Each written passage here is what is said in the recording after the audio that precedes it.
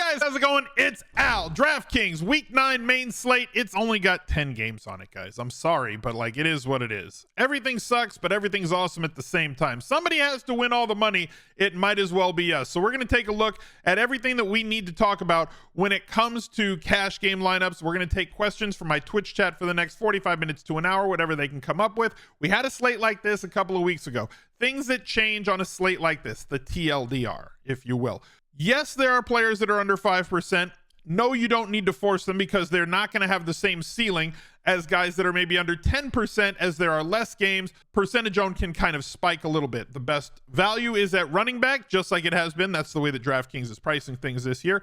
And yes, you should still correlate and stack your players. That's the TLDR. We'll get into the meat and potatoes of all of it as I bring in the chat in just a little bit. But thank you guys for being here. And by the time this video is posted, the cheat sheet is also posted in our community Discord. Go to smizzle.tv/Discord if you wanted to join that. Also, to get access to the cheat sheet and the VIP rooms, you have to be a member here on YouTube. Not a subscriber, but a channel member. It's $5 a month. Go to smizzle.tv/join. Link your Discord to the YouTube account and email that you subbed with over here, and you will soon find all those VIP channels and be able to access the cheat sheet in Discord.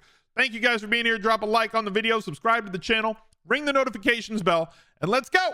He's a legend. The Week 9 Smizz Gang Listener League is posted on DraftKings. It is a $10 entry fee 3-max tournament with absolutely no rake. $40,000 in entry fees. $40,000 gets paid out to you guys.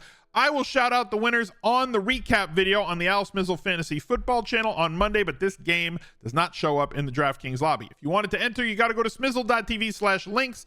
There you will find the link to the Smizz Gang Listener League, as well as the Discord, as well as the Fantasy Football channel, my Instagram, TikTok, everything else. All the links you need are right there in the link tree at smizzle.tv/links. Make sure that you reserve your entry to the Week 9 tournament today.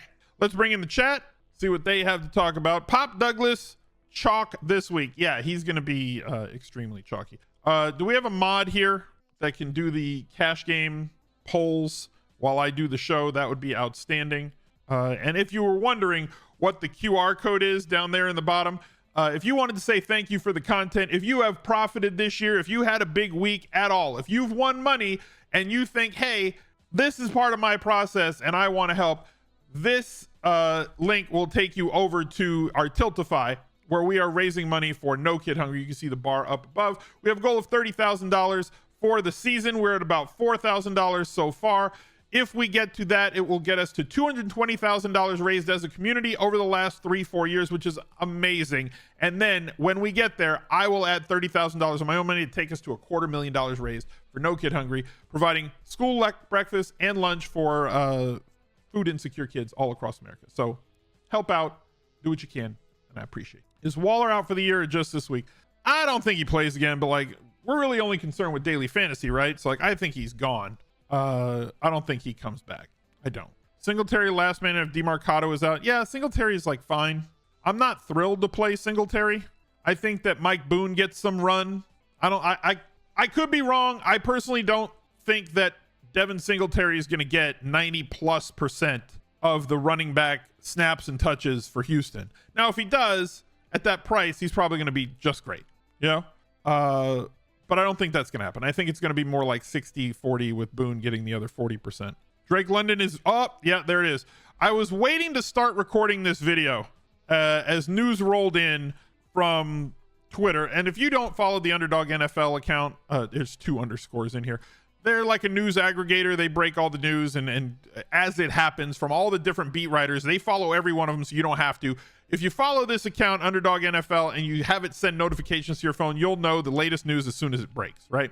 So yesterday, DK Metcalf did not practice on Thursday. Tyler Lockett limited in practice on Thursday. There's an if-then statement there waiting to happen, that if one of them is out, then JSN immediately gets boosted to a fantastic play this week.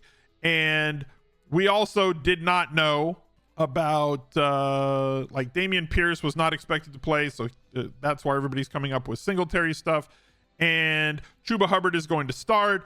Deshaun Watson will start in week 9. Drake London, this one just came through. You can see 1 minute ago, Drake London ruled out for week 9. So the slate is constantly changing as practice reports continue to come in.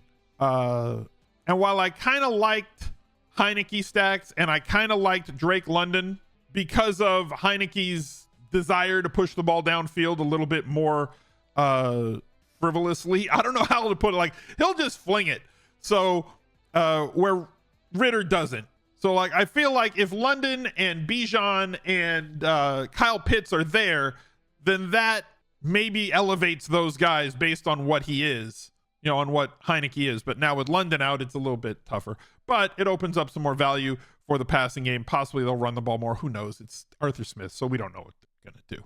We all know it's going to be Mac Hollins. I mean, Mac Hollins and Van Jefferson are going to be the ones running the most routes. And then who's the other dude? It's off the top of my head. I can see his jersey. Kadarrell Hodge. That's his name. Yeah, here. So like, he's the other guy who's going to run around a lot.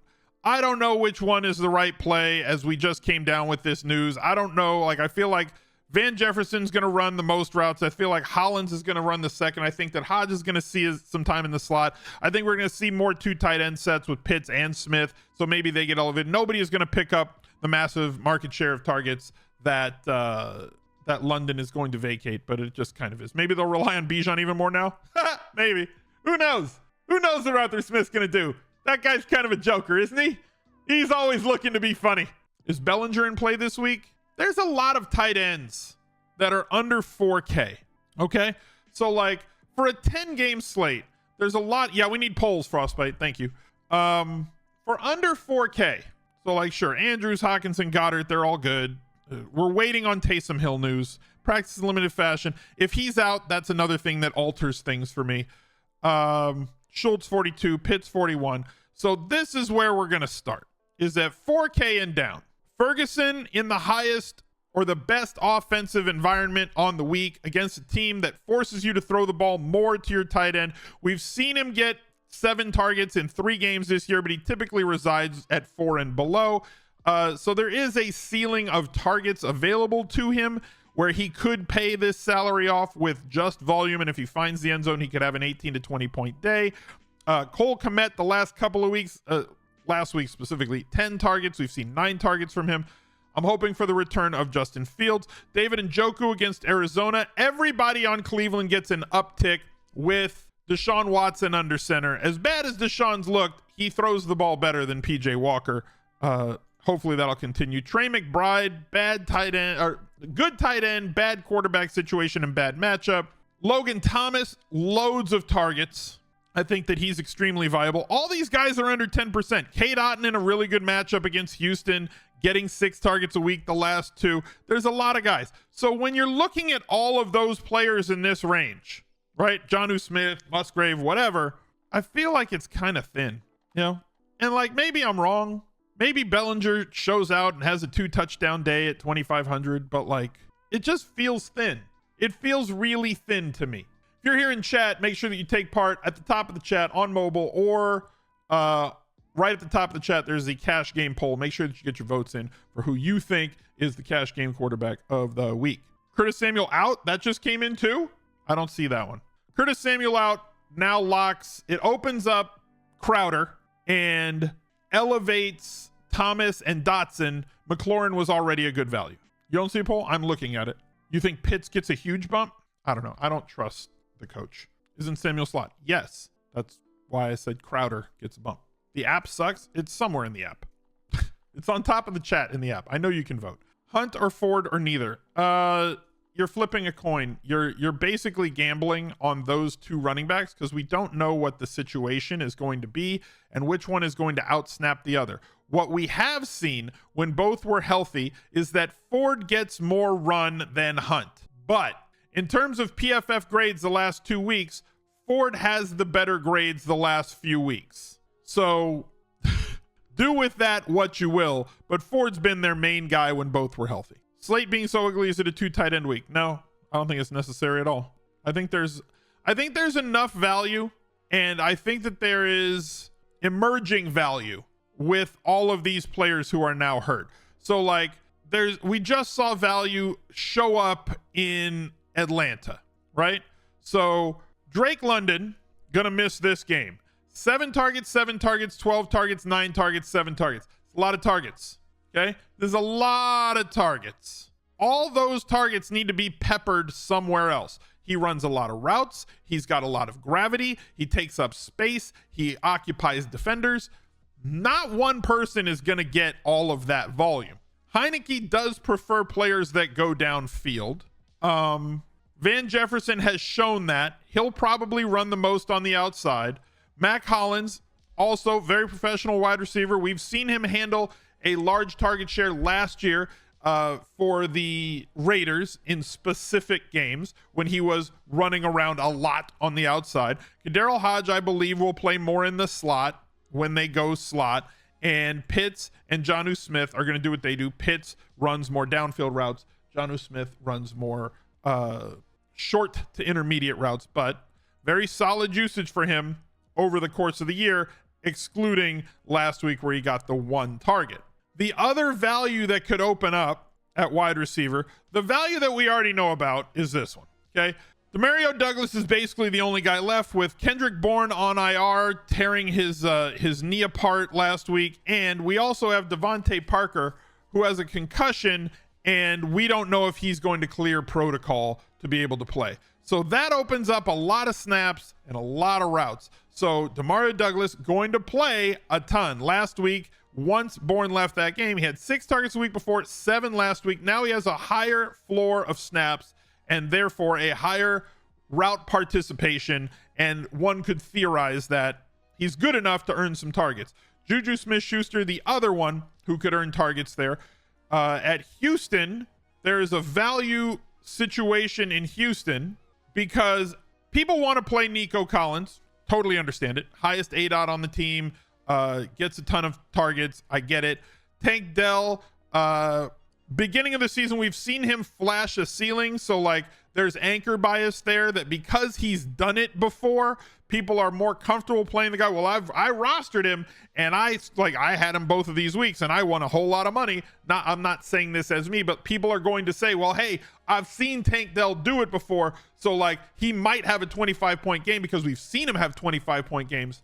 But the guy who's gotten a lot of run was the guy who was playing ahead of Tank Dell earlier in the season. And it's Noah Brown, who was supposed to be their starting slot guy early in the year with Woods on the outside, Nico on the other side, and Tank Dell on the bench.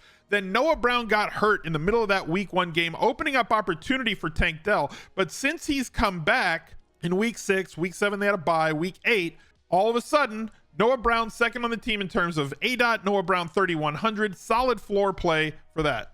You know, for 3,100, solid floor play has not found the end zone.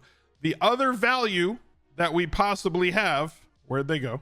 Seattle versus Baltimore, as I said, DK Metcalf, non-participant Thursday. If he does not practice on Friday with that hip, he may miss the game. Tyler Lockett, limited participant. I don't know if he's going to play or not. We will find out if he practices on Friday and what that situation is well before lock. That's going to open up one guy minimum, Jackson Smith-Njigba, the rookie, who has done extremely well, high talent, high pedigreed player. And they are utilizing Bobo a lot. I don't expect him to have big volume at all unless both Lockett and Metcalf are out. He'll see some inside the 10 and red zone snaps. He's a big target, so he will get or probably draw some end zone targets in the case that Metcalf is out, just like he did in week 7 when they were both out. So to me, I'd prefer Jackson Smith-Njigba, but there is value that is emerging on this slate as news kind of breaks. All this value feels like it's opening up double alpha and Eagles Cowboys. It very well could. It really could. Do I like Rashid Shaheed this week against the Bears and GPP? Sure. The problem with Rashid Shaheed is his snap count. He's the Breaking Bad gif right now. He's playing like 30% of the snaps. Like he can't keep getting away with this gif because you can't play 30% of snaps and get 3-4 targets and like one of them is a 60-yard touchdown every single week. It can't happen. Is double alpha a must in cash and fade in GPP?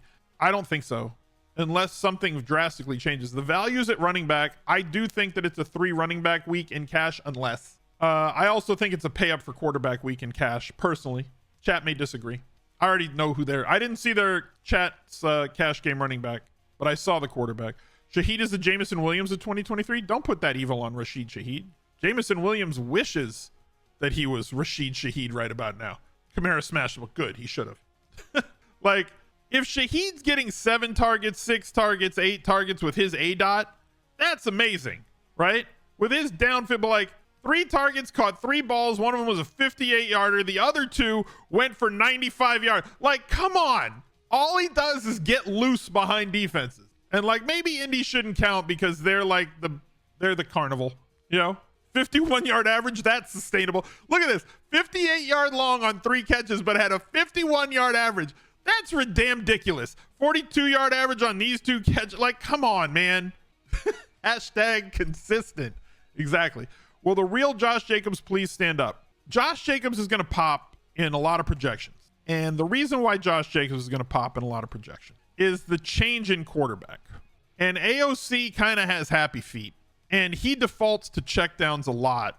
And the game he started against the Chargers here in week 4, Josh Jacobs had 11 targets. Now, he's already highly involved in the passing game, no matter who the quarterback is, whether it's Hoyer, whether it's been Garoppolo, whether it's been AOC. Like, I don't think projecting 11 targets for him is realistic. I think 4 to 6 is probably more realistic, which is where he's sat all year. 4, 4, 5, 5, 5, 6, 3 in week 1. This outlier 11 targets, I think that people might be over projecting AOC to throw the ball only to Josh Jacobs because it happened once. Sample sizes of 1 are not great. Are we opening up Jacobs in AOC stacks? In whose AOC stacks? You're saying that I'm going to stack AOC this week? I mean, I might. I can't say yes or no. Yes, you could. Yes, you could. I have so many things I want to say right now. There's certain running backs that I think you can open up if you project them to get 15% plus of the target market share.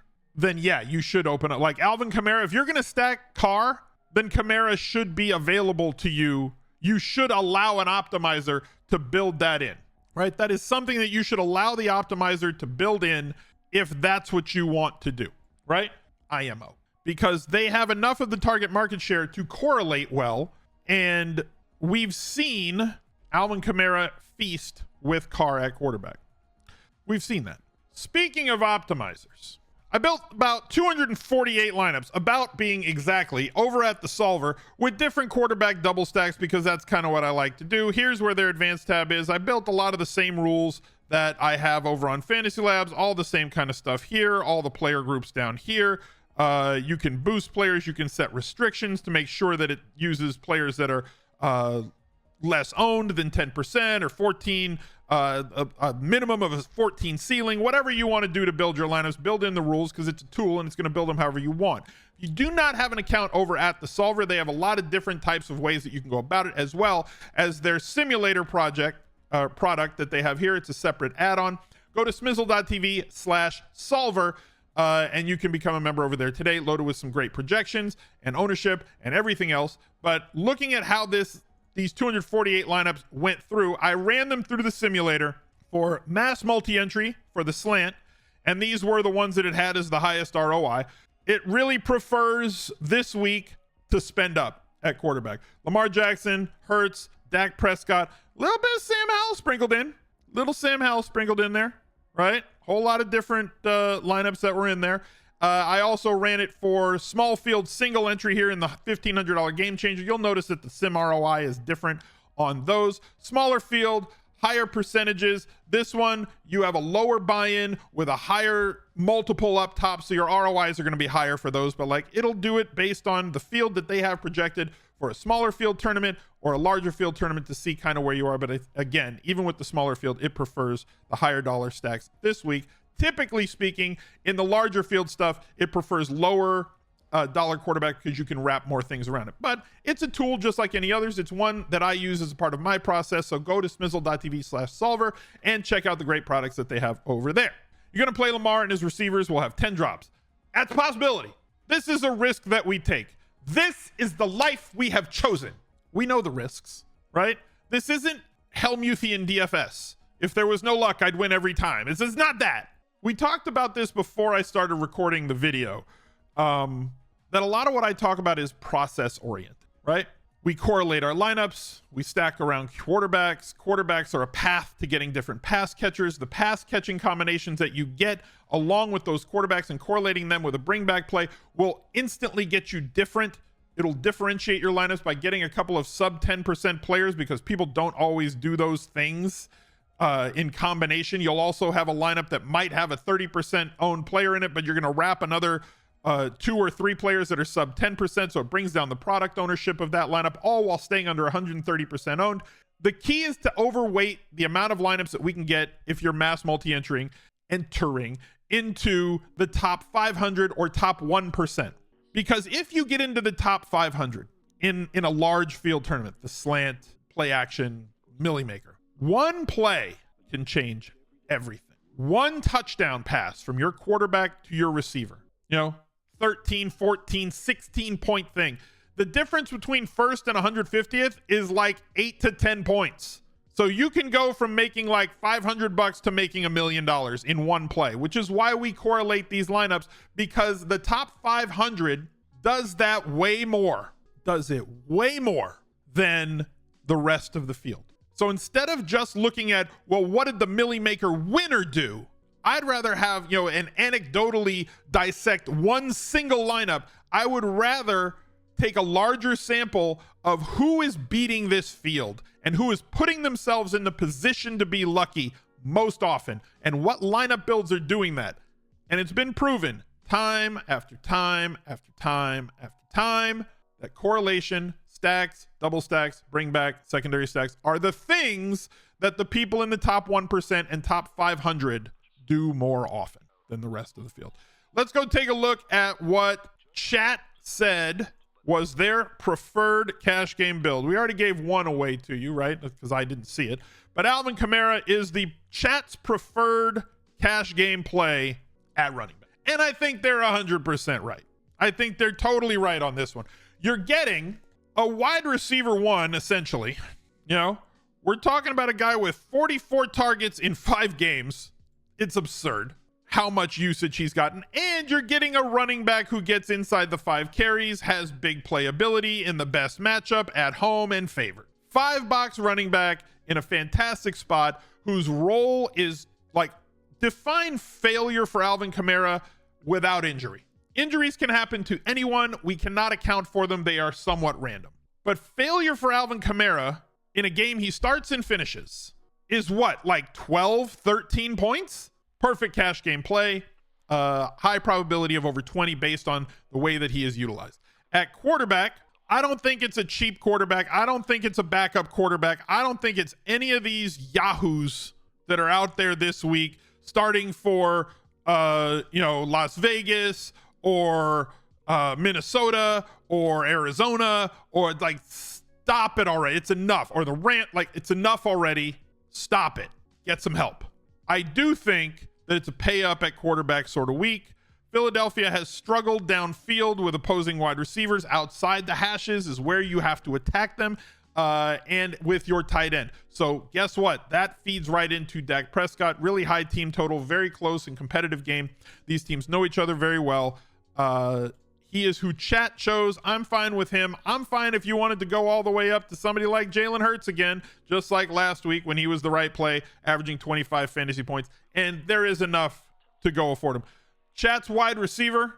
I saw the chat tight end. Y'all let me know who the wide receiver is. Chat's tight end was right down here with Logan Thomas. 8 targets, 6 targets. Bad game against Atlanta. 11 targets. Going for volume. Sub 4K. 4K and down is where I think the cash game tight end is. I don't think you're paying up a tight end this week. And there's plenty of options down in that range that we talked about earlier. None of them are going to have people consolidating on them. And who was, Chat says we picked Tyreek Hill super low on this week. Who did chat pick? I'm assuming it's Douglas, but who was it? Douglas? Yeah. And I think this is correct. I think y'all did good. You did a really good job, chat. You did. Look at there. Dak Prescott, Alvin Kamara, Douglas, and Thomas was chat's cash game core. My cash game core is going to be in Discord on the cheat sheet if you're a channel member here and a member over in Discord. So chat, give yourselves a hand. Good job. Well done. Good job. I like it when you guys do that, when you do things the right way. But here's what we're going to do. I'm going to go over here to Underdog Underdog Fantasy. If you don't have an account over at Underdog Fantasy, make sure that you use my code ALSMIZZLE, ALSMIZZLE, and get up to a $500 first-time deposit bonus on the site. Let's do the same thing that we did last week. Let's go with Kamara. Touchdowns, no. Over 32 receiving yards? I'm going to go higher than 93 yards. I know that that's probably the fish move, but I'm going to go over 93 rush and receiving yards. Who was the other play? Douglas? Douglas. He's not in there. Damn it. Can't go with Douglas. Let's go with, you guys pick Dak. Fine. We'll go with Dak Prescott. We'll say over 22 and a half completions for Dak. What was we got Logan Thomas. Thomas over 3.5 receptions. Yes. Let's go over 3.5 receptions there. I need another tight end. Or so I need a wide receiver. We got to make this a 5 for 5. Got to make this a 5 for 5. Who's it going to be? Pick 2 guys, chat. Come on. Help. Help. You need to hook me up. I need you to tell me who to play. Douglas, he's not in there. See? He's not available. He's not available. Now I got to find another cash game play. Mingo, Brown, Scary Terry, Taylor Yards, Barkley. See, chat wants all the things. Let's go AJ Brown. Higher than 81 receiving yards. Then I need one more play. Ferguson. No, we already have a tight end. I don't want another tight end. Dotson? Jahan Dotson? Sure. Over 4 catches. Seems easy. We're going to do that one for $100 to win $2,000. And if we hit this one again, we'll do marbles for $100 and give away $100 on the Monday recap stream. Submit, confirm, boom, it's in. Make sure you head over to Underdog Fantasy, get a hold of their great products today. Battle Royales, best ball drafts, everything else. 2 tight ends for some of the marbles. No. You could do a whole tight end one this week. Can't wait to win again. Mike got his $100 Venmo'd to him already. Congratulations on taking that down. What else is there? You guys, like, it's a smaller slate, so it's more straightforward. Can Demario Davis be bad chalk? Anybody could be bad chalk. How he could be bad chalk is if Devontae Parker is there and playing, and then him and Juju are the 2 main guys, and Demario doesn't run a lot of routes. Is Rhaegar in play in GPP? No, Rhaegar Targaryen is not in play. Dracarys on all of those lineups. Every one of them. Flame them. They're gone. Do I spend a little less bankroll in weeks like this? No. I play the same thing every week. I enter all the same games every single week.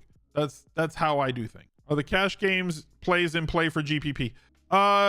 If you think that a play has the possibility of hitting a ceiling, or that play opens up, unlocks a lineup for you at 6, at 4, 5, 6 other spots to differentiate, you just have to differentiate around them.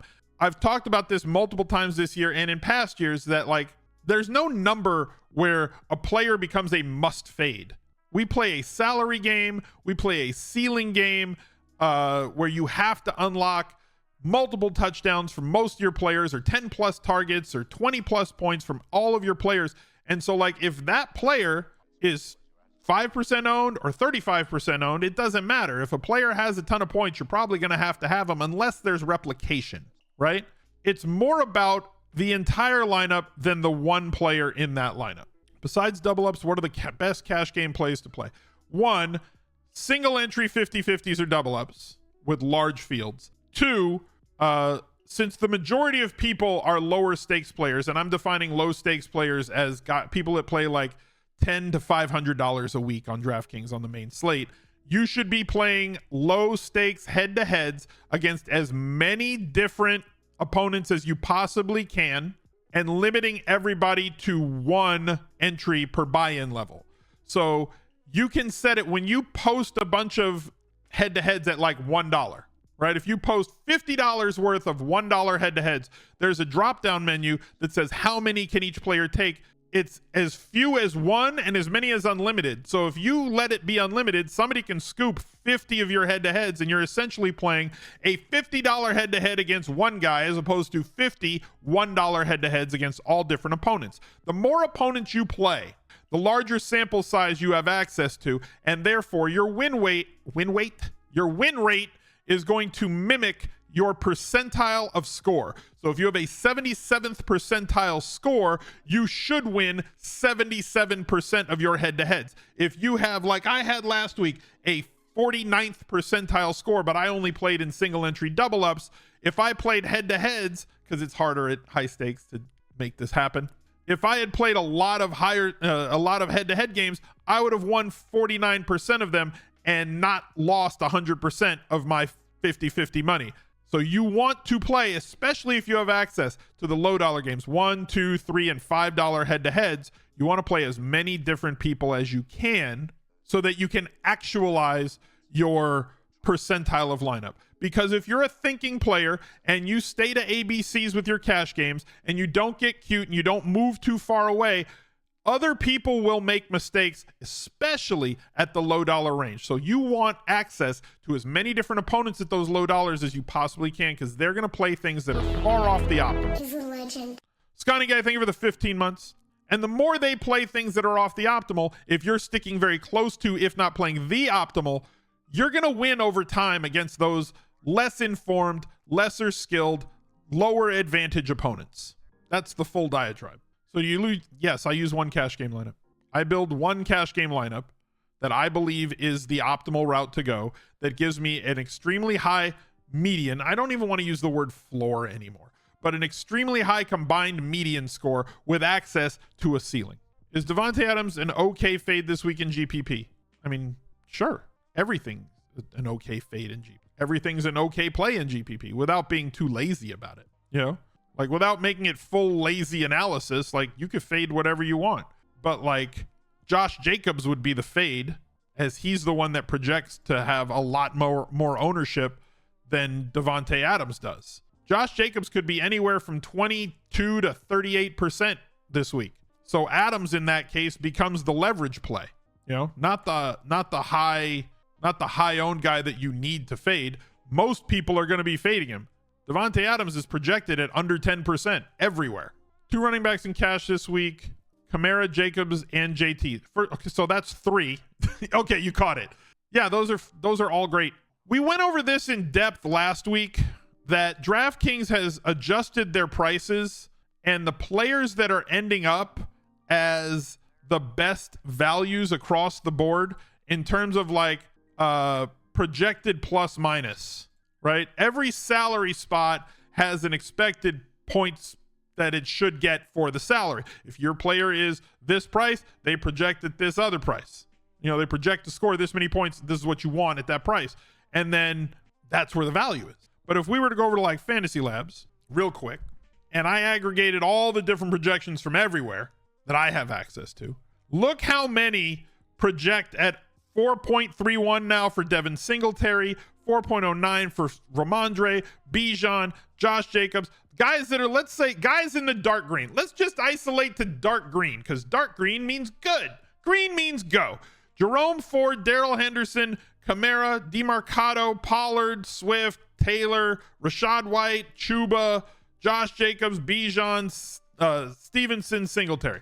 Let's look at wide receivers. One guy. There's one guy over the number 2. Demario Douglas, Wandale, Mingo, Noah Brown, Elijah Moore, Darius Slayton. So yeah, I kind of feel like it's a 3 running back week in cash. DraftKings has just priced up the mid-range wide receivers so high. And the reason they've done that is because they know how strong correlation leads to winning lineups. And it feels like they're doing the thing to minimize the strength of double stacking, but it's still working. It's just creating a vacuum of ownership where nobody is taking those second guys like Waddle. Waddle doesn't have a lower ceiling. He just doesn't project as well on a points per dollar basis, and he's forcing you to find a value somewhere else, but there's plenty of values at running back. So you plug in a value running back with your double stack that's a high price double stack, and you still get there. You've been struggling with the number of lineups to build. On any given Sunday, I may have 250 GPP entries. Do I build 150 or 250? I just build 150. So like, are you building like 150 for this tournament and then another 100 that go off of that build for another tournament to get more different in that other tournament? Like, what's the philosophy? I think that there is merit to that in like Showdown, where if you were to build, let's say you have a lineup builder build you 100 lineups, right? That 100 lineups is going to be the highest projected ones, which means they're also going to be the most common to get duped. So then you tell it, add more, add another 150. And you don't play the first 100. You only play the second 150. you're immediately getting more contrarian because it's using your same rules to build off of different things. And as it's building off those different things, you're getting more less owned combinations in those other lineups. UNC, thank you for the 72 months. That divides by 12. Get some VIP spam in the chat for UNC, one of our mods. Your philosophy was more diversity. Sure, I've just never done that personally. That's just not how I think it has merit if you're trying to get different, right? And you want to X out the top 50 that it builds, or X out the top, the first 100, and you just kind of tag them, right? So you set your rules, you set your, you X out the players you don't want to be in lineups, and then you do the thing, have it build like 50 lineups, and then tag those as don't use, and then build another, had it say add more instead of create new, add more, and then it'll build you another 150, but it's not going to have the combinations, the hyper chalkier combinations that the first 150 are going to have, which may allow you to get more different. I have not delved into the viability of that. We could do that through the Sims, but like that seems like it would take an awful long time. It's not really a thing for a YouTube video. Do I feel like Thielen is priced too high? Kalu, why do you type everything like twice and 3 times? It's every time. Like, I'm on a subject, but like you got to type it like 3 times in the chat. It's okay. I'll get the stuff. No, I don't think he's priced too high. Also, like, you'd have to define for what. Like, is he too high for cash? I don't know. He gets double-digit targets every week. You know, if he scores 25 to 35 points in a GPP, is he too high? No. What do I think about Saquon and cash? I think that it's hard to get him because getting off of Alvin Kamara at home, everybody healthy against the Bears is probably not sharp. And also, in cash, you don't need to get different. People need to break out of that philosophy that, hey, I want to do this different thing in cash games. No, you don't. You really don't. Break that habit. Stop trying to be the smartest person in the room with your cash game lineup. I'm going to do this thing because nobody's doing this thing. It's probably the wrong thing. Also, it's more likely to hurt you than it is to help you with regards to a 50-50 or a head-to-head. If 60 or 70 or 80% of the field is playing a play and you think that it's not great, but 80% of the field's on it, and that play busts and has 5 points, that doesn't kill you in a 50-50 because 80% of the runners also failed at that spot. But if you pick a guy that's 5% and he has 5 points, not only did you not beat the chalk fail, if the chalk just reaches value, doesn't even hit, you lost. You're behind 80% of the field. In a tournament, totally different strategy. In a tournament, you've got to be willing to finish last. You got to be okay with that. Got to be willing to finish last to make the right sort of plays. Head-to-head, totally different philosophy.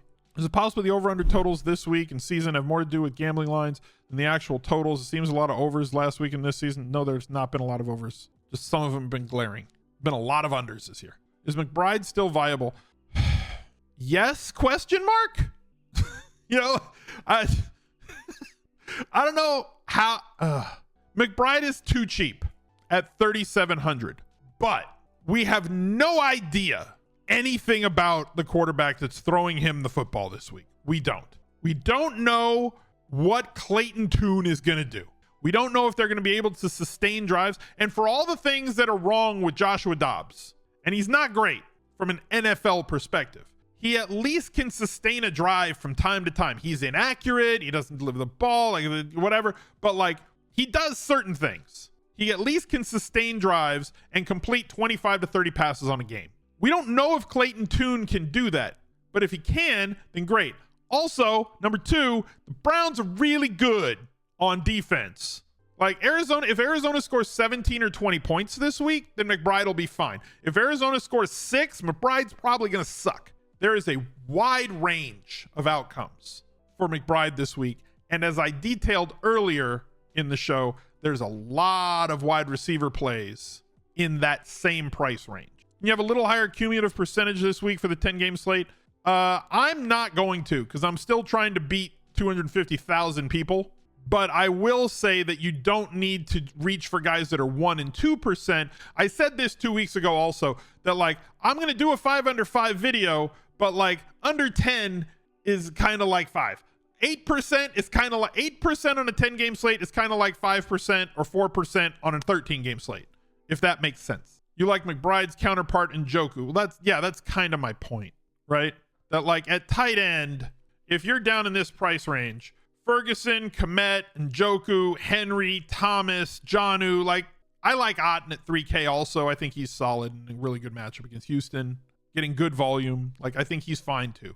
But like just in this range from 3,500, 3,400, there a lot of guys have to fail for McBride to succeed. 1, 2, 3, 4, 5, 6 guys have to have 6 points or less, and McBride has to have 16 to differentiate. Does that kind of make sense? That you're just looking at one guy.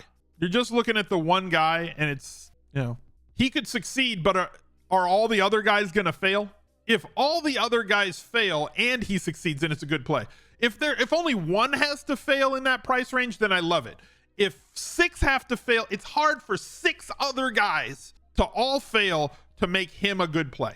So we get a 10 under 10 video. Probably not. Is punting tight end too hard, too much? What do you mean? Mixing for cash? I don't think so. Not even on the slate. Is Kyle Pitts now a play with London out? I don't think he's going to get all of them. Betting on Arthur Smith to do anything that you think he's going to do is wrong. He's not going to do what you think he should do ever. The phrase, the assumption of rational coaching, has never been more true about any coach than Arthur Smith. If DeMarcado plays, would I play him over Singletary and GPP? Not in that matchup, no. Arthur Smith is a genius, just ask him. I'm not trying to be mean to the guy. I'm just saying he's not going to do what you think he's going to do. He's a McVay of this. McVay does exactly what you think he's going to do. He just doesn't do what he tells you he's going to do, but he does what you think he's going to do. McVay has a thing that he does, and he does it quite well in his offenses, and they're very predictable. If his offense has good pass blocking, then his quarterbacks put up numbers. When his offense does not pass block well, his quarterback sucks. It was true with Goff, and it's true with Stafford. Mr. Dave, thank you for the 28 months. Yeah, there's no method to any of his stuff. No, the line, I didn't run any Watson lineups because he wasn't the QB this morning when I ran those. You know, Arthur Smith is just going to do what he wants. And what he wants to do is not based on putting his best athletes in the best position that we think would be the best position for them to succeed, A, in an NFL game, or B, for fantasy. Because we want what happens, you know, we want stats. But stats happen when you put players in positions to succeed. Olave is a very squeaky wheel. He may be the squeakiest of wheels right now. I think that Carr, again, I can't really talk about Carr and Olave and Kamara. I mean, I can, but like, I really think that their tournament viability, their large field tournament viability, is directly attached to Taysom Hill and his playing time this week. I could have made the package joke there, but I didn't. I just want you to know that I was looking out for you guys by not making the, you know, Derek Carr and Chris Olave's upside is directly tied to Taysom Hill's package. I didn't make that joke. I didn't do it because I've grown. I'm showing growth here, chat. Is CPAT a pivot? No, he doesn't fill in that position. It would be one of the wide receivers. But I believe that based on that growth, that's going to be all we can do here today. Be sure that you join the Discord. If you got a couple extra bucks, make sure that you go hit up that QR code and give to No Kid Hungry. I appreciate every dollar that we can raise for them. Gives foods to hungry kids. And we're in a lucky situation being able to play around with discretionary income and disposable income on betting on daily fantasy and pick'ems and everything else. So take a couple of bucks. Every dollar matters. $5 would be great. $20 would be even better. And we'll be back with 5 under 5 tomorrow morning. Look out for another video right there. He's a legend.